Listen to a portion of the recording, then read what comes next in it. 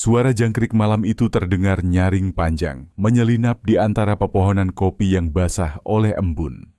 Di Dusun Buntu Batu, Kecamatan Enrekang, hidup berjalan lambat seperti air di parit, tenang, sederhana, dan tanpa rahasia.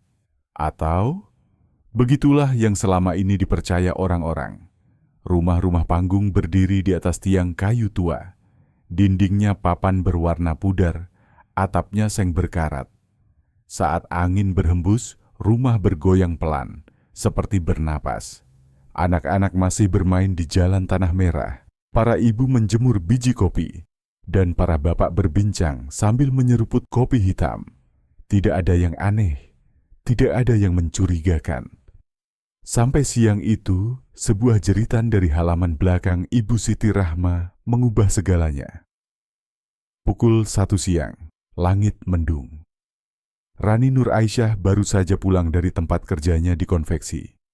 Tubuhnya lelah, tapi pikirannya ringan. Ia hanya ingin mampir ke rumah ibunya, menengok ayam, menjemur pakaian, lalu pulang. Rumah itu ia kenal luar dalam. Aroma kayunya, suara pintunya, bahkan suara gemericik air dari kolam kecil di belakang rumah. Kolam itu dulunya tempat ayahnya, Pak Dharma, memelihara ikan nila. Namun sejak ayah pergi setahun lalu, tak ada lagi yang menjamah kolam itu. Airnya berubah keruh, ditutupi lumut, dan ditinggali ratusan keong mas yang mengapung di permukaan. Rani berdiri di tepi kolam. Ia menatap permukaan air yang hijau tua, tenang, tapi berbau aneh. Lumayan, bisa ambil beberapa keong buat dimasak, gumaminya pelan. Ia menggulung celana hingga lutut, melepas sandal, lalu melangkah turun. Air dingin menampar betis, lumpur licin menelan jari kaki. Setiap langkah terasa seperti menginjak sejarah, beku, sunyi, dan penuh rahasia. Tangannya menyelam perlahan. 1, 2, 3 keong ia masukkan ke keranjang plastik. Rani tersenyum kecil, tidak sadar bahwa hanya beberapa sentimeter di bawah kakinya. Sebuah kisah kelam menunggu untuk ditemukan. Saat tangan kanannya meraba dasar kolam, ia menyentuh sesuatu, keras, bulat, dan dingin. Ia kira batu. Tapi permukaannya bukan halus seperti kerikil, melainkan kasar dan berpori. Rani menunduk, mencoba mengangkat benda itu. Lumpur menetes dari sela jari. Lalu tampak warna putih pucat, terlalu putih untuk batu. Ia mengusap perlahan, dan di sanalah ia melihatnya. Sebuah tengkorak. Rani terpaku. Matanya membesar. Hidungnya mencium bau amis dan busuk samar yang tiba-tiba terasa jelas. Tengkorak itu menatap balik dari lumpur. 2 lubang mata hitam kosong, seolah memandang langsung ke dalam jiwanya. Detik itu, udara berhenti bergerak. Dunia terasa beku. Lalu, teriakannya meledak. Ya Allah! Ya Allah! Keranjang keongnya terlepas, air memercik, Rani tergelincir dan nyaris jatuh. Ia berlari ke atas tepi kolam, kakinya bergetar hebat. Suaranya memecah keheningan dusun. Dalam hitungan menit, para tetangga berhamburan datang. Kenapa Rani? Ada apa? Kolamnya ada kepala orang. Suara perempuan muda itu serak, wajahnya pucat pasi. Beberapa warga menatap ke arah kolam dengan rasa takut bercampur penasaran. Air yang baru saja tenang, kini beriak oleh desas-desus dan doa yang bergumam tak karuan. Satu warga segera berlari memanggil kepala dusun. Tak lama kemudian, aparat desa datang membawa garis kuning dan telepon genggam. Mereka menghubungi kepolisian sektor. Setengah jam berselang, sebuah mobil polisi tiba. 2 petugas berpakaian coklat turun, disusul seorang pria berjaket hitam dengan tulisan kecil di punggung, Unit Reskrim. Dialah IPTU Andi Pratama, penyidik berpengalaman yang sudah terbiasa dengan kasus sulit. Namun kali ini, bahkan ia pun tak menyangka akan menghadapi sesuatu seperti ini. Pompa air segera, katanya singkat. Mesin didatangkan dari rumah warga terdekat. Suara deru mesin memecah sunyi siang. Air keruh disedot keluar pelan-pelan. Aroma lumpur dan ikan mati memenuhi udara. Warga berdiri di pagar bambu, menutup mulut dengan kain sarung, menatap tanpa berkedip. Setiap liter air yang hilang seolah menyingkap satu lapis rahasia. Beberapa jam kemudian, dasar kolam mulai terlihat. Petugas turun dengan sepatu bot, membawa tongkat logam panjang untuk menusuk lumpur. Salah satu dari mereka berteriak, "Ada sesuatu di sini, Pak." Semua menoleh. Petugas menggali dan perlahan muncul sebuah rangka manusia dalam posisi mengerut. Seluruh tubuhnya terikat tali nilon besar dan di bagian kaki terikat batu seberat hampir 5 kilogram. Semua terdiam. Beberapa warga perempuan menjerit pelan, menutup mata. Tak ada yang berani bicara. Yang terdengar hanya suara mesin pompa dan desir angin. Tim forensik dipanggil dari kota. Mereka bekerja hingga malam. Lampu sorot didirikan, menerangi kolam yang kini hanya tinggal lumpur dan sisa-sisa tulang. Dari bentuk tulang dan sisa pakaian yang menempel, dokter forensik menyimpulkan korban laki-laki usia sekitar 50 tahun meninggal lebih dari 6 bulan lalu. Kepala retak di sisi kanan, dugaan dipukul benda tumpul. Rani berdiri di pinggir, tubuhnya gemetar, matanya menatap tak percaya. 1 kilo kecil di rahang tengkorak membuatnya menjerit lagi. Sebuah gigi depan berlapis porselen, persis seperti yang dimiliki ayahnya. Ya Allah, itu ayah. Tangisnya pecah. Lututnya lemas. Ia memeluk ibunya yang datang tergesa-gesa. Sementara Siti Rahma, sang ibu, hanya membeku, tanpa air mata, tanpa suara. Malam itu berita menyebar seperti api. Kerangka ditemukan di kolam belakang. Katanya itu suami Bu Siti yang dulu hilang. Warga berkumpul di Jalan Tanah Merah, membawa lampu minyak, berbicara dengan suara pelan seperti takut mengusik arwah. Polisi memasang garis pembatas, menutup rumah dari segala arah. Kolam belakang itu resmi menjadi tempat kejadian perkara. IPTU Andi menatap lumpur yang baru dikeringkan itu lama sekali. Angin berhembus dingin. Kalau ini benar suami pemilik rumah, ujarnya pelan, maka kita tidak sedang berhadapan dengan orang luar, tapi dengan seseorang yang tidur di rumah ini setiap malam. Petugas lain menelan ludah. Dusun yang selama ini damai baru saja kehilangan ketenangannya. Dan di balik dinding papan rumah itu, ada sesuatu yang jauh lebih kelam daripada lumpur di dasar kolam. Malam turun cepat di Enrekang. Angin membawa bau lumpur dan aroma minyak tanah dari lampu-lampu warga yang masih berjaga. Di depan rumah panggung keluarga Siti Rahma, garis polisi berwarna kuning berkibar pelan. Di baliknya, suara kamera, langkah sepatu, dan bisik-bisik menekan suasana menjadi berat, menjadi pekat. "Jangan mendekat dulu," ujar seorang petugas. Tapi manusia selalu penasaran. Dari balik pagar bambu, puluhan mata mengintip, mencoba mengukur jarak antara rasa ingin tahu dan rasa takut. Di halaman, IPTU Andi Pratama berdiri diam, menatap kolam yang kini tak lagi berair. Di dasar lumpur, bayangan lampu sorot bergetar, menciptakan ilusi seolah tengkorak itu masih hidup, masih memandangi semua orang. Ia menghela napas panjang. "Kita mulai pemeriksaan dalam rumah," katanya pelan tapi tegas. Rumah Siti Rahma tak besar, dinding kayu lapuk, jendela kaca buram. Di ruang tamu ada foto keluarga tergantung miring, wajah-wajah tersenyum beku. "Ini foto terakhir sebelum Pak Dharma hilang," ujar salah satu tetangga. Wajah di foto itu tampak biasa, seorang pria paruh baya, wanita 40-an dengan senyum kaku, dan sepasang anak muda berdiri di sisi mereka, Rani dan suaminya, Raka Saputra. Ketika berita penemuan jasad menyebar, banyak warga baru menyadari sesuatu yang dulu terasa kecil, tapi kini terasa mencurigakan. "Sejak Pak Dharma hilang, rumah itu sepi tapi aneh," kata seorang ibu. "Tiap malam saya sering lihat lampu dapur masih menyala sampai larut. Dan kadang terdengar suara 2 orang bicara pelan. Suara itu," katanya, bukan suara perempuan dan anaknya, melainkan perempuan dan laki-laki. Rani duduk di kursi plastik di beranda, wajahnya pucat. Ia masih sulit menerima kenyataan. Di sampingnya, ibunya, Siti Rahma, berpura-pura tenang. Ia menjawab pertanyaan polisi dengan suara serak, penuh air mata yang tampak dipaksakan. Suami saya memang pergi. Waktu itu kami bertengkar soal uang. Katanya mau kerja di Makassar, tapi tak pernah kembali. Ujarnya dengan nada getir. Namun di matanya ada sesuatu yang dingin, seperti seseorang yang menahan sesuatu jauh di dalam dada. IPTU Andi menatap wanita itu lama. Ibu yakin suami ibu pergi sendiri?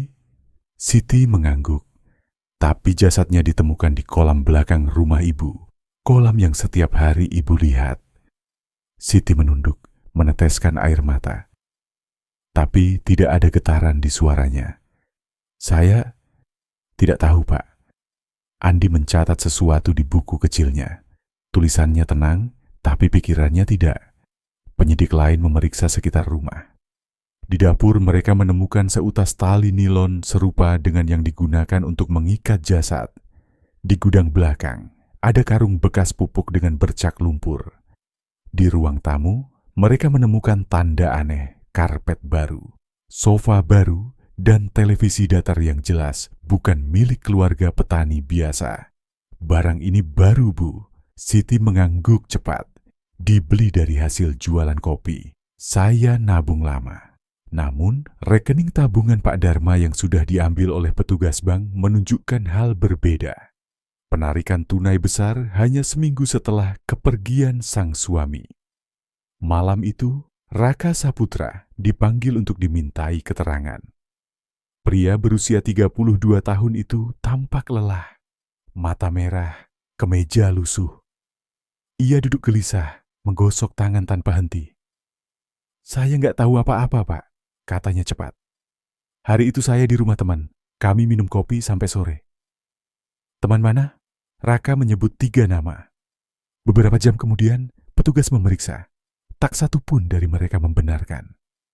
IPTU Andi kembali menatap Raka. Kamu tahu, kebohongan kecil sering jadi jembatan menuju jurang besar. Raka menunduk. Ia mencoba tersenyum, tapi gagal. Di matanya ada kegelisahan yang sulit disembunyikan, campuran takut, bersalah, dan sesuatu yang lebih gelap. Sementara itu, laporan forensik tiba. Berdasarkan luka di kepala dan posisi tubuh, korban kemungkinan besar dipukul hingga tak sadarkan diri, lalu diikat dan dilempar ke kolam. Tidak ada tanda-tanda perlawanan besar, artinya pelaku adalah orang yang sangat dikenal korban. Andi membaca laporan itu dalam diam. Ia tahu lingkaran kecurigaan semakin sempit. Keesokan harinya penyelidikan berlanjut. Rani dimintai keterangan tambahan. Sejak ayah pergi, apakah ibu berubah? Rani ragu, lalu mengangguk pelan. Ibu jadi sering berdandan, pakai parfum yang dulu nggak pernah dipakai. Kadang ibu memanggil Raka buat bantu hal-hal kecil, padahal saya bisa. Hal-hal kecil seperti apa? Ganti lampu, bersihin kebun, ngambil air. Tapi tiap kali ibu minta saya nggak ikut. Kalimat itu menggantung di udara, dingin, berat. Petugas mencatat dengan hati-hati. Benih cerita baru mulai tumbuh dari situ. Cerita tentang sesuatu yang lebih dari sekadar pembunuhan. Sore itu, hujan deras mengguyur dusun. Tetes air memukul genting seng, menciptakan suara berirama. Di ruang tamu kecil kantor polisi, IPTU Andi memandangi papan tulis besar dengan coretan-coretan. Korban Dharma, tersangka potensial, Siti Rahma, Raka Saputra. Garis merah menghubungkan 2 nama itu. Bercabang ke bawah, menuju tulisan kecil di pojok kanan. Motif? Ia menatap kata itu lama. Motif. Selalu di sanalah semua cerita berakhir dan dimulai. Ketika malam datang, dusun kembali sunyi. Tapi di rumah yang kini disegel garis kuning, angin membuat pintu bergoyang pelan. Suara kayu tua berderit seperti keluhan samar, dan di balik dinding-dinding yang basah oleh hujan, Rahasia masih menunggu. Belum sepenuhnya terungkap. Fajar baru saja naik di Enrekang. Kabut turun perlahan dari perbukitan, menyelimuti jalan tanah merah yang becek oleh sisa hujan semalam. Di halaman rumah yang masih dibatasi garis polisi, daun-daun kopi bergoyang lembut, seolah berusaha menutupi aib yang baru saja terbuka. Tapi tak ada yang bisa ditutupi lagi. Karena sejak tengkorak itu muncul dari lumpur, dusun Buntu Batu tak lagi sama. Pagi itu, IPTU Andi Pratama duduk di beranda pos jaga kecil yang didirikan di depan rumah Siti Rahma. Kopi hitam di gelasnya sudah dingin. Ia memandangi dinding papan rumah itu lama, seakan mencoba membaca rahasia yang tertulis di sela retaknya kayu. Di hadapannya tergeletak tumpukan catatan, laporan forensik, hasil pemeriksaan rekening, transkrip keterangan warga. Semuanya mengarah ke satu hal. Kematian ini bukan kecelakaan dan bukan dilakukan orang luar. Andi memanggil salah satu anggota timnya. Bagaimana dengan tetangga di sekitar rumah ini? Sebagian sudah diperiksa, Pak. Ada yang bilang sering lihat Bu Siti memanggil Raka malam-malam, alasan ganti lampu betulin pompa air. Dan istrinya, Rani, katanya ibu melarang dia ikut kalau Raka datang bantu. Andi mengetuk meja pelan. Itu aneh, sangat aneh. Ia menatap foto keluarga di berkas. Wajah-wajah tersenyum dalam bingkai tua itu kini seperti menatap balik padanya. Senyum yang tak lagi bisa dipercaya. Sore sebelumnya, Rani sempat memberi pernyataan tambahan. Dengan suara bergetar, ia menceritakan sesuatu yang membuat semua petugas terdiam lama. Beberapa bulan sebelum ayah hilang, aku pernah pulang lebih cepat dari kerja. Rumah sepi, tapi aku dengar suara dari kamar ibu. Suara dua orang, laki-laki dan perempuan. Aku pikir ibu nonton film di ponsel. Tapi sekarang, aku rasa itu bukan film. Suara Rani patah di tengah kalimat. Ia menunduk. Kedua tangannya menggenggam ujung jilbabnya erat-erat. Tak ada yang berani memotong pengakuan itu. IPTU Andi hanya menatapnya dalam, lalu berkata lembut, "Terima kasih, itu sudah cukup untuk hari ini." Sementara di ruang lain, Raka Saputra masih menjalani pemeriksaan kedua. Kemejanya kusut, matanya cekung. Ia duduk gelisah, memainkan jemarinya yang basah oleh keringat. "Masih mau bertahan dengan cerita lama?" tanya Andi. "Saya nggak bunuh siapa-siapa." Raka menjawab cepat, nada suaranya meninggi. "Tapi kamu bohong tentang alibimu. Kamu nggak minum kopi di rumah teman. Mereka semua bilang nggak lihat kamu." Raka terdiam. Andi bersandar di kursi, mengamati bahasa tubuhnya. Gerak mata, bibir yang bergetar, kaki yang mengetuk lantai tanpa sadar. Semua tanda-tanda seseorang yang menyembunyikan sesuatu. "Raka," ujar Andi pelan, "kamu tahu kenapa saya nggak marah? Karena saya ngerti kamu takut. Tapi kalau kamu terus diam, yang hancur bukan cuma kamu, tapi juga istrimu, anak-anakmu. Kamu pikir mereka akan hidup tenang setelah ini?" Raka menunduk makin dalam. Matanya memerah, tapi ia tetap membisu. Andi tahu, waktunya belum tepat untuk menekan lebih jauh. Ia keluar dari ruang interogasi, menatap langit sore yang mulai oranye. Di kejauhan, kabut sudah turun lagi. Dusun itu tampak tenang, seperti tak pernah terjadi apa-apa. Padahal di balik setiap pintu tertutup, desas-desus sudah berbisik lebih cepat dari angin. Malamnya, di warung kopi pinggir jalan, obrolan warga hanya satu, tentang hubungan aneh antara Bu Siti dan menantunya. "Dulu saya kira cuma gosip," kata seorang bapak. "Tapi kalau diingat-ingat, memang sering kelihatan mereka berdua di dapur malam-malam." "Ah, jangan fitnah. Timpal yang lain." "Bukan fitnah kalau sekarang jasadnya sudah ketemu, Pak," jawabnya lirih. Di pos polisi, IPTU Andi membuka ponsel hasil sitaan dari Raka. Ia menggulir pesan-pesan yang sebagian besar kosong, hanya tanda titik, garis, dan emotikon tak jelas. Tapi yang ganjil, semua pesan itu dikirim selalu. antara pukul 11 malam hingga 2 dini hari. Dan penerimanya hanya satu nomor, milik Siti Rahma. Andi tersenyum tipis. Sandi komunikasi, gumamnya. Terlalu rapi untuk kebetulan. Keesokan paginya ia memanggil Siti Rahma kembali ke ruang pemeriksaan. Perempuan itu datang mengenakan gamis hitam. Wajahnya tampak pucat, tapi riasannya tetap rapi. Ia duduk tanpa diminta, tangan terlipat di pangkuan. Andi menatapnya lama. Ibu tahu pesan-pesan kosong ini? Siti melirik sekilas layar ponsel. Ah, mungkin salah kirim. Kami sering bercanda di grup keluarga. Lucu sekali waktunya, Bu. Selalu tengah malam. Selalu ke nomor ibu. Dan tidak ada satupun balasan dari ibu.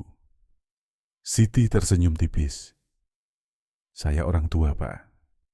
Kadang gak ngerti cara pakai ponsel. Andi menatapnya tanpa ekspresi. Di ruangan itu udara terasa dingin. Kata-kata Siti lembut, tapi tiap hurufnya seperti dilapisi dinding baja.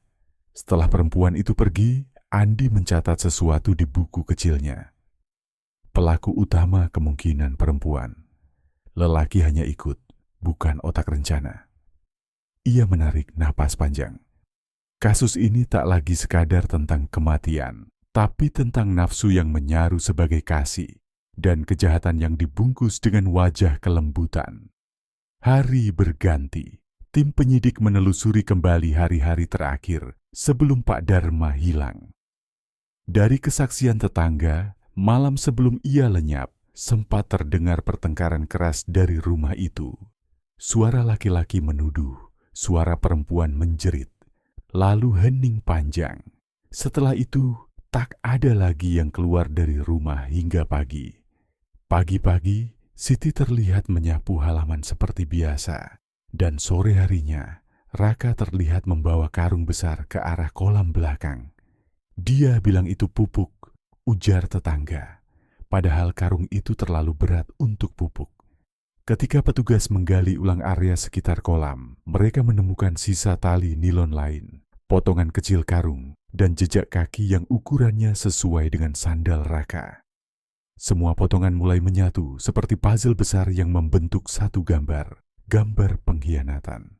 Sore itu, Andi memanggil kembali Rani untuk terakhir kali. Ia butuh memastikan satu hal. Adakah kemungkinan ayahnya mengetahui hubungan antara ibunya dan suaminya? Rani menatap kosong ke meja. Suara angin menembus jendela, menggoyang kertas di atas meja interogasi. Ayah pernah curiga? Katanya pelan. Beberapa kali aku lihat ayah memandangi Raka dengan tatapan tajam. Tapi ayah orangnya sabar. Dia nggak pernah marah. Pernah ayah bilang sesuatu? Rani menggeleng.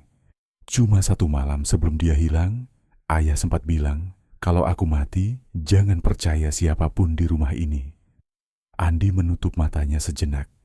Kalimat itu seperti gema dari liang kubur, menembus waktu dan kebenaran. Malam itu, setelah semua saksi dipulangkan, kantor polisi Nrekang terasa sunyi. Lampu neon berkedip. Andi duduk di ruang penyidikan sendirian. Di depannya papan besar berisi garis merah penghubung antara nama-nama Dharma, Siti, Raka, Rani. Ia menatap nama Siti lama. Kalau benar dugaan ini, gumamnya, maka yang terjadi bukan hanya pembunuhan, tapi pengkhianatan berlapis. Seorang istri menghancurkan suaminya sendiri demi cinta terlarang dengan menantu. Ia menutup buku catatan. Kopi di mejanya sudah dingin lagi. Namun pikirannya justru semakin panas. Keesokan harinya, ia kembali memanggil Raka. Bukan untuk diinterogasi, tapi untuk diuji. Ia membiarkan Raka menunggu sendirian di ruang itu, di depan foto keluarga yang diperbesar. Selama hampir 1 jam, hanya suara kipas angin yang terdengar. Ketika Andi masuk, ia duduk tanpa bicara, hanya meletakkan ponsel Siti di meja. Lihat ini, katanya pelan. Semua pesan kosongmu malam-malam. Kamu tahu apa yang paling menakutkan dari kebenaran, Raka?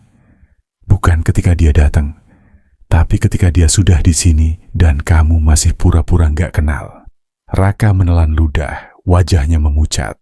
Andi melanjutkan, kami tahu soal karung, kami tahu soal tali, dan kami tahu kamu bukan pelaku tunggal. Tapi ingat, diam juga bentuk pengkhianatan. Raka menunduk, memejamkan mata. Tangan kanannya bergetar. Dalam hening itu, terdengar suara langkah sepatu petugas dari luar. Dan di dalam ruang sempit itu, ketegangan tumbuh seperti kabut yang menelan cahaya. Malamnya, hujan turun lagi. Petir menyambar di kejauhan. Andi berdiri di teras pos sambil menatap kilat yang memantul di kaca jendela rumah Siti. Hatinya berdesir, sesuatu akan pecah. Ia tahu, malam-malam seperti ini biasanya membuat orang yang menyembunyikan dosa sulit tidur. Dan ketika hati mereka mulai retak, kebenaran akan mengalir keluar, seperti air yang mencari celah. Di sisi lain, di ruang tahanan sementara, Raka terjaga.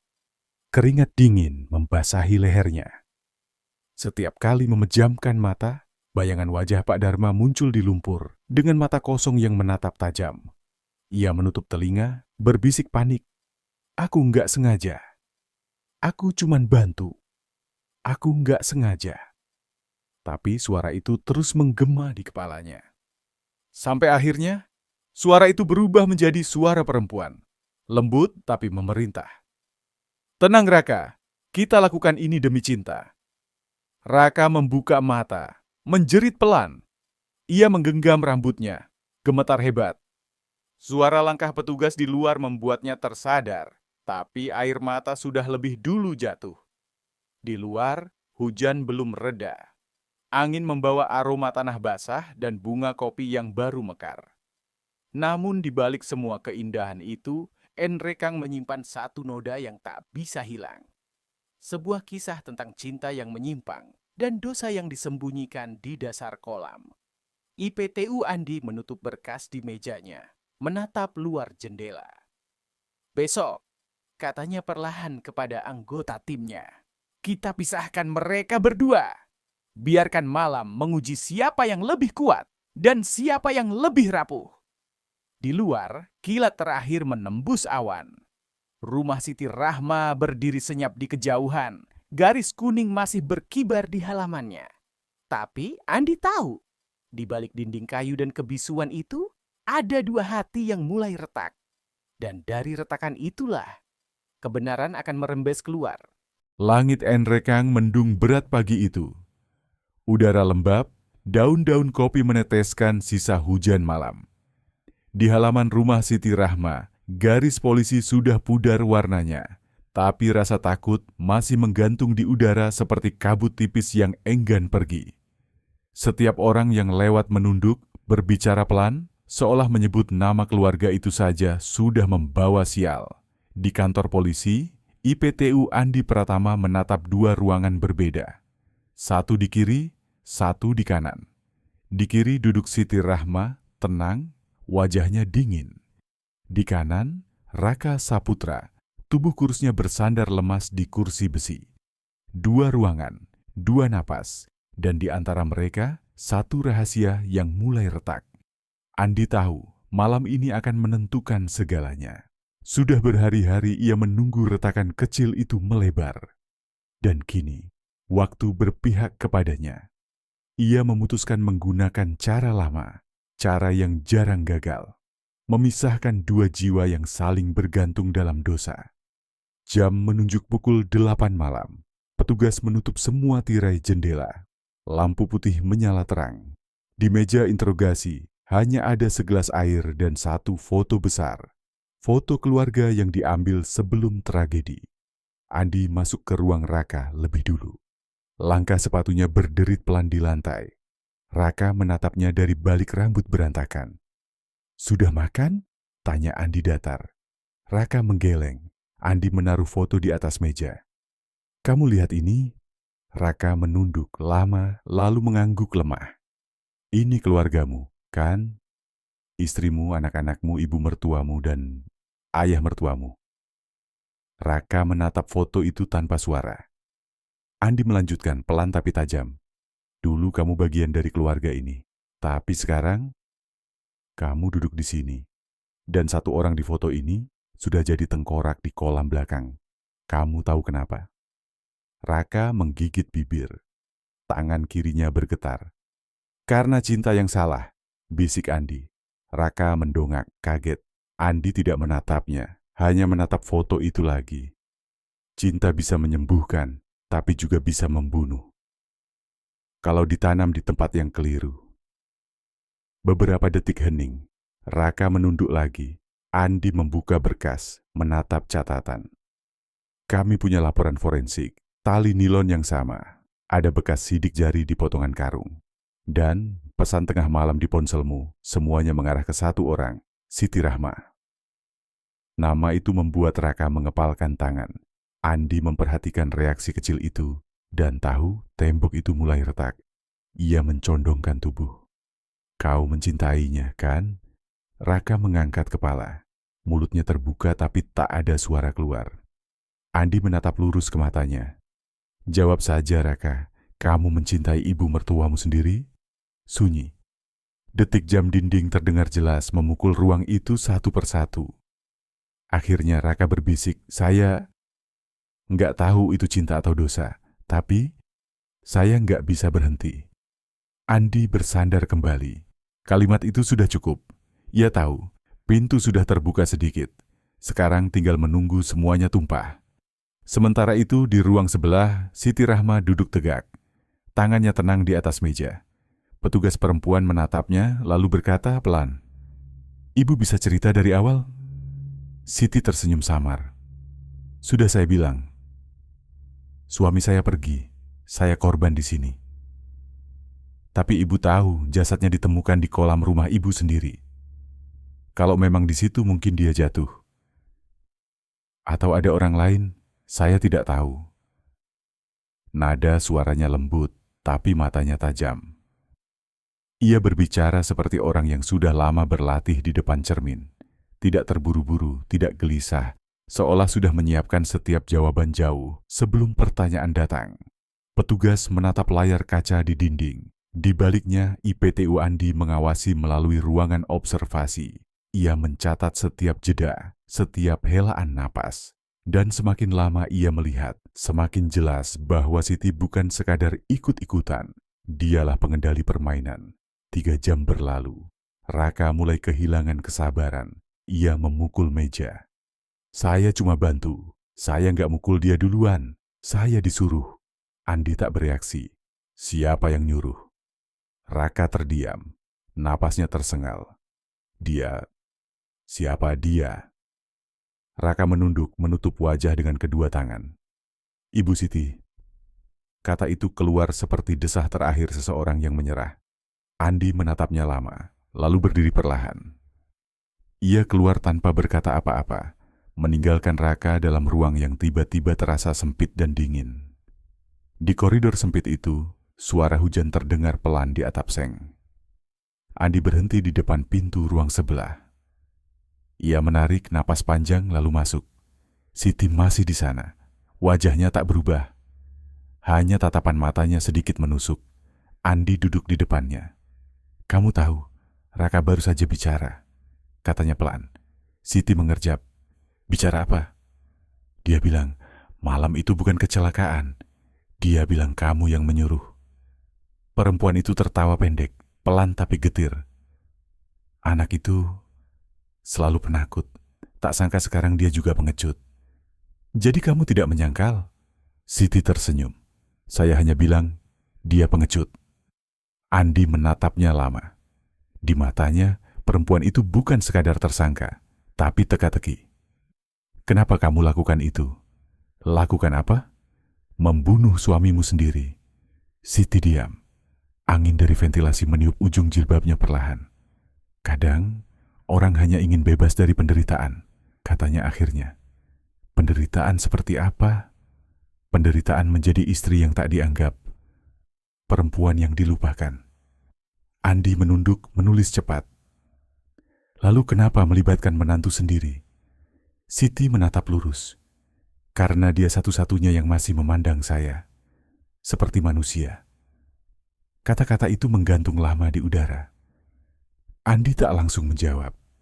Ia menatap wajah perempuan itu. Di sana ada sisa kecantikan, ada luka, tapi juga ada sesuatu yang lebih berbahaya. Ketenangan orang yang sudah berdamai dengan dosanya. Kalau begitu, kata Andi akhirnya, kenapa kamu harus membunuh seseorang yang dulu kamu nikahi karena cinta? Siti tersenyum tipis. Cinta Pak Andi mati lebih cepat dari waktu. Di ruang sebelah, Raka terduduk diam. Air matanya jatuh satu persatu. Suara hujan semakin keras menampar atap besi. Ia berbisik pelan, seolah berbicara kepada seseorang yang tak lagi bisa mendengar. Maaf Pak, saya cuma takut. Saya pikir kalau Bapak enggak ada, semuanya selesai. Tapi kenyataannya tidak ada yang selesai. Semua justru baru dimulai. Malam itu tim forensik kembali ke rumah untuk rekonstruksi kejadian. Di bawah lampu sorot, bayangan tubuh-tubuh mereka menari di tanah basah. Kolam belakang tampak seperti lubang hitam yang menelan cahaya. Andi berdiri di tepi air, memandang pantulan wajahnya sendiri di lumpur yang tenang. Begini kronologinya, katanya perlahan, seperti berbicara kepada dirinya sendiri. Malam itu, setelah pertengkaran keras, Dharma mungkin memergoki mereka berdua. Ia mengancam akan melapor, akan membuka semua. Panik. Siti yang memegang kendali. Ia memerintah, Raka yang melaksanakan. Satu pukulan di kepala, tubuh jatuh, dan mereka menyeretnya ke kolam. Ia berhenti sejenak. Air tak hanya menelan tubuh, tapi juga hati manusia. Beberapa jam kemudian hujan berhenti. Bulan muncul separuh, redup di balik awan. Rumah itu kembali gelap. Tapi di kantor polisi, lampu tetap menyala. Dua tersangka kini duduk di ruang tahanan berbeda. Satu masih menangis, satu masih diam. Dan di antara mereka, kebenaran bernafas pelan, menunggu waktu untuk disuarakan dengan lantang di pengadilan. IPTU Andi menutup buku catatannya. Ia tahu malam itu sudah berakhir, tapi perjalanan kasus ini belum. Ia menatap jendela, mendengar suara jangkrik dari kejauhan. Setiap kasus punya satu titik hening sebelum badai terakhir. Dan ia yakin badai itu akan datang segera. Pagi di Enrekang terasa berat. Langit kelabu, angin dingin menelusup di antara dinding-dinding gedung pengadilan negeri yang sederhana. Di luar pagar besi, puluhan warga berdiri diam, menunggu sidang yang sejak berminggu-minggu menjadi bisik-bisik seluruh dusun. Sidang Ibu Siti Rahma dan Raka Saputra. Dari kejauhan, dua mobil tahanan berhenti bersamaan. Dua sosok keluar dengan langkah pelan. Rantai di kaki menimbulkan suara logam beradu yang menggema di pelataran. Siti Rahma berjalan lebih dulu. Wajahnya tertutup jilbab abu-abu. Matanya tajam, dingin, tak menunjukkan penyesalan. Raka berjalan di belakang, menunduk. Wajahnya pucat pasi, seperti seseorang yang kehilangan arah hidup. Suara warga berbisik di antara hembusan angin. Dia itu menantu sendiri ya?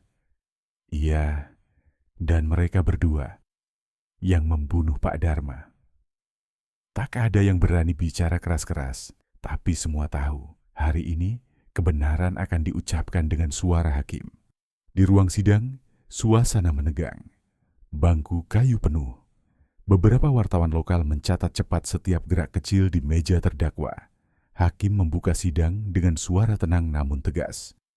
Perkara nomor 271, terdakwa Siti Rahma dan Raka Saputra. Tuduhan, pembunuhan berencana terhadap Dharma bin Basir. Jaksa berdiri, suaranya dalam. Izin yang mulia, terdakwa telah dengan sadar menghabisi nyawa korban yang juga suami sah dari terdakwa pertama dan ayah mertua dari terdakwa kedua. Motif, hubungan terlarang dan keinginan menutupi aib serta memperoleh harta milik korban. Satu kalimat, tapi cukup untuk membuat semua orang menunduk. Di bangku penonton, Rani, anak korban, memejamkan mata. Air matanya jatuh, tapi ia tak bersuara. Ia hanya menggenggam kain jilbabnya erat-erat, mencoba menahan tubuhnya agar tak goyah. Saksi-saksi dipanggil satu persatu. tetangga yang melihat Raka membawa karung ke arah kolam. Petugas forensik yang menjelaskan hasil autopsi. Hingga akhirnya, IPTU Andi Pratama sendiri berdiri di mimbar saksi. Dengan nada datar, ia membaca laporan kronologis. Korban meninggal akibat pukulan benda tumpul di kepala. Pelaku utama diperkirakan 2 orang. Tali nilon yang digunakan identik dengan yang ditemukan di gudang rumah. Sidik jari terdakwa Raka terdeteksi pada potongan tali. Motif diperkuat oleh temuan pesan pribadi antara kedua terdakwa. Ruang sidang hening. Tak ada yang berani berbisik lagi. Hanya detik jam dinding yang terdengar, lambat dan berat. Hakim menatap Raka. "Kamu mengakui perbuatanmu?" Raka menunduk, bahunya bergetar. "Saya, iya yang mulia. Tapi saya disuruh. Saya takut. Saya pikir, kalau Bapak Dharma pergi, semuanya selesai." Suaranya terputus di tengah kalimat, matanya basah. Jaksa langsung menimpali, "Disuruh oleh siapa?" Raka menarik napas panjang, lalu berkata pelan, "Oleh Ibu Siti." Semua mata beralih ke arah Siti Rahma. Perempuan itu tak bereaksi. Wajahnya tetap dingin, seperti patung. Hakim menatapnya tajam. "Terdakwa pertama, apakah benar pernyataan tersebut?" Siti mengangkat dagu. "Tidak benar, Yang Mulia. Saya difitnah oleh menantu saya sendiri. Ia ingin lari dari hukuman." Nada suaranya datar, tak bergetar sedikit pun. Namun di balik ketenangan itu, sesuatu tampak retak. Nyaris tak terlihat tapi nyata. Jaksa maju selangkah. "Izin Yang Mulia, kami memiliki bukti tambahan." Ia mengangkat sebuah amplop coklat, membuka perlahan, dan mengeluarkan foto hasil rekonstruksi TKP. "Ini tali nilon yang sama, dan ini hasil uji laboratorium. Serabut kain jilbab yang sama, jenisnya dengan milik terdakwa Siti Rahma, ditemukan menempel di simpul tali." Siti menatap foto itu sekilas, matanya tak bergerak, tapi jemarinya menggenggam ujung kursi lebih erat. Satu helaan napas pelan terdengar dari mulutnya. Namun ia tetap tak berkata apa-apa. Hakim bersandar, mengetuk meja ringan. "Cukup, kami sudah mendengar cukup banyak. Pengadilan akan menunda sidang selama 1 jam untuk mempertimbangkan tuntutan dan pembelaan akhir." Di luar ruang sidang, udara terasa sesak. Rani berdiri di koridor, menatap kosong ke lantai. Salah satu wartawan mendekat, tapi langkahnya terhenti saat melihat mata Rani, mata yang penuh luka dan kecewa. Ia berbisik pelan, hampir tak terdengar. "Kenapa, Bu? Kenapa harus begini?" Tak ada jawaban. Angin dari jendela meniup rambutnya pelan. Wajahnya terlihat seperti seseorang yang kehilangan seluruh peta hidupnya. Tak tahu harus pulang kemana. 1 jam berlalu. Sidang dilanjutkan. Jaksa berdiri kembali. "Menimbang seluruh bukti dan kesaksian, kami menuntut hukuman seumur hidup bagi terdakwa Siti Rahma dan 20 tahun penjara bagi terdakwa Raka Saputra karena keterlibatan aktif dalam pembunuhan berencana." Ruang sidang bergemuruh. Siti menatap lurus ke depan, matanya kosong. Raka menunduk, menangis diam-diam. Hakim mengangguk perlahan, lalu mengetuk palu 3 kali. Pengadilan menjatuhkan vonis sesuai tuntutan jaksa. Sidang dinyatakan selesai. Dalam sekejap, ruangan berubah jadi lautan emosi. Beberapa warga menangis, sebagian hanya terdiam. Rani berdiri, langkahnya gemetar. Ia menatap ibunya dari kejauhan. "Bu," hanya 1 kata, tapi beratnya lebih dari 1000. Siti menoleh, untuk pertama kalinya sejak sidang dimulai. Tatapannya kosong, antara sesal, marah, dan penyerahan total. Mereka saling menatap. Lalu Siti menunduk, berjalan pergi bersama petugas. Di luar gedung pengadilan, langit mulai cerah. Burung-burung kembali terdengar. Tapi bagi Rani, hari itu adalah akhir dari segalanya. Ia kehilangan ayah, kehilangan suami, dan kini kehilangan ibu. Yang tersisa hanyalah 2 anak kecil yang menatapnya dari kejauhan, bertanya-tanya kenapa nenek dan ayah mereka dibawa pergi. Beberapa minggu setelah sidang, rumah keluarga itu dijual oleh pemerintah desa. Kolam belakang ditimbun tanah, ditanami pohon pisang. Tapi warga tahu, tanah itu menyimpan cerita. Setiap kali hujan turun deras, air dari bawah tanah mengalir keluar, keruh dan berbau logam. Orang-orang bilang, itu tanda bahwa dosa tak bisa benar-benar dikubur. Di kantornya, IPTU Andi Pratama menatap berkas kasus terakhir sebelum menutupnya untuk arsip. Ia menulis satu kalimat di halaman penutup. Bukan semua kejahatan lahir dari kebencian. Ada yang tumbuh dari cinta yang salah arah. Ia menutup map itu perlahan, menatap keluar jendela.